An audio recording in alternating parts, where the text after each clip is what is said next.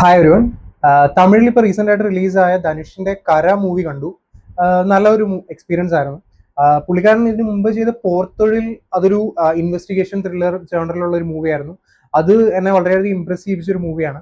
അതുപോലെ തന്നെ ഈ മൂവിയും ഒരു വെറൈറ്റി സ്റ്റോറിയിൽ സ്റ്റാർട്ട് ചെയ്തിട്ട് ആ ഒരു ജേണർ നല്ലപോലെ ഷിഫ്റ്റ് ആയി ഒരു ക്ലൈമാക്സ് ഒക്കെ അല്ലെങ്കിൽ ആ ഒരു ഫസ്റ്റ് ഹാഫോടൊക്കെ വരുമ്പോൾ നമ്മളെ അത്യാവശ്യം ത്രില്ലടിപ്പിക്കുന്ന അല്ലെങ്കിൽ അത്യാവശ്യം സസ്പെൻസ് ഒക്കെ തരുന്ന ഒരു നല്ലൊരു മൂവിയാണ്.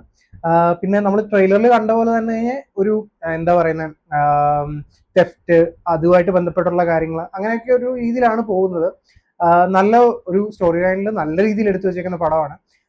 ചെറുതായിട്ട് അങ്ങോട്ടും ഇങ്ങോട്ടും പാളികളിൽ അതുപോലെ ക്രിഞ്ചായി പോകേണ്ട ഒരു മൂവിയായിരുന്നു. എന്നാൽ പോലും അത് നല്ല രീതിയിൽ എടുത്തു വെച്ചിട്ടുണ്ട്. പടത്തിൽ അവിടെ ഇവിടെ ചെറിയ കോമഡി സീൻസ് ഒക്കെ ഉണ്ട്. അത് വലിയ രീതിയിലില്ല, എന്നാലും ഒരു സീനൊക്കെ നല്ലപോലെ ചിരിച്ച ഒരു സീനൊക്കെ ഉണ്ട്. അതിൽ മെയിൻ ആയിട്ട് എടുത്തു പറയാന്ന് പറഞ്ഞാൽ ധനുഷിന്റെ ആക്ടിങ് ആസ് യൂഷ്വൽ എല്ലാ പടത്തിലെയും പോലെ ആ ഒരു ലെവലിൽ തന്നെ പുള്ളിക്കാരൻ ചെയ്തു വെച്ചിട്ടുണ്ട്. ഇപ്പൊ തമിഴിൽ കൺസിസ്റ്റന്റ് ആയിട്ട് ഒരു വർഷം ഇപ്പം മിനിമം 2 മൂവിയിലും അല്ലെങ്കിൽ തമിഴിലല്ല അല്ലെങ്കിലും ഇപ്പം ഹിന്ദിയിൽ പോയിട്ടാണെങ്കിലും അങ്ങനെ ഒരു ഇയറിൽ മിനിമം 2 മൂവീസ് എങ്കിലും ഡെലിവറി ചെയ്യുന്ന ഒരു ആക്ടർ ഇപ്പൊ നോക്കി ധനുഷേ ഉള്ളെന്നാണ് എനിക്ക് തോന്നുന്നത്. അതും അത്യാവശ്യം എല്ലാം തന്നെ let's say one time watchable എങ്കിലും ആയിരിക്കും.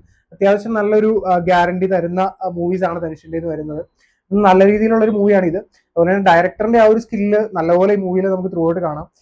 പിന്നെ ആക്ടിങ് വൈസ് നോക്കിയാൽ എല്ലാവരുടെ ആക്ടിങ് അടിപൊളിയായിരുന്നു.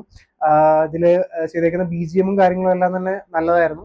പിന്നെ ഒരു വില്ലേജ് സെറ്റപ്പിൽ ആ ഒരു എന്താ പഴയ കാലത്തെ ആ ഒരു ടൈം ലൈനിലെ കഥയാണ് പറഞ്ഞു പോകുന്നത്. പിന്നെ ഈ പടത്തില് ജയറാമിന്റെ റോളുണ്ട്.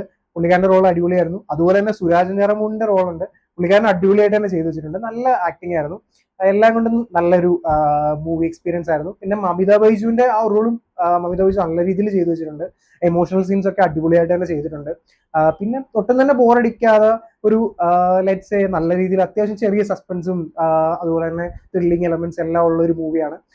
ത്രൂ ഔട്ട് നമ്മളെ എൻജോയ് ചെയ്യിപ്പിക്കുന്ന ഒരു മൂവിയാണ്. അതുപോലെ തന്നെ കുറച്ച് കാര്യങ്ങൾ നമ്മളെ ചിന്തിപ്പിക്കുകയും ചെയ്യും. ഇപ്പം നടക്കുന്ന നാട്ടില് സൊസൈറ്റിയിൽ നടക്കുന്ന ഒരു ചെറിയ പ്രശ്നം ആ ഒരു കാര്യത്തെ ഇതിൽ എടുത്ത് കാണിക്കുന്നുണ്ട്. അപ്പം അങ്ങനെ എല്ലാം സൊസൈറ്റിയിലുള്ള കുറച്ച് പ്രശ്നങ്ങളും കാര്യങ്ങളും എല്ലാം ഡിസ്കസ് ചെയ്ത് പോകുന്നുണ്ട് ഈ മൂവിയിൽ. നല്ലൊരു മൂവിയാണ്. തിയേറ്ററിൽ മസ്റ്റ് വാച്ച് ആണ്. ഇത് കാണാത്തവരുണ്ടെങ്കിൽ തിയേറ്ററിൽ തന്നെ കാണുക. പിന്നെ കണ്ടവരുണ്ടെങ്കിൽ കമന്റ് ബോക്സിൽ നിങ്ങളുടെ അഭിപ്രായങ്ങൾ പറയുക. അതുപോലെ തന്നെ മൂവി റിലേറ്റഡ് കണ്ടന്റ്സിനായിട്ട് ചാനൽ ഫോളോ ചെയ്യുക, സബ്സ്ക്രൈബ് ചെയ്യുക. Show some love in the form of likes and comments. Thank U.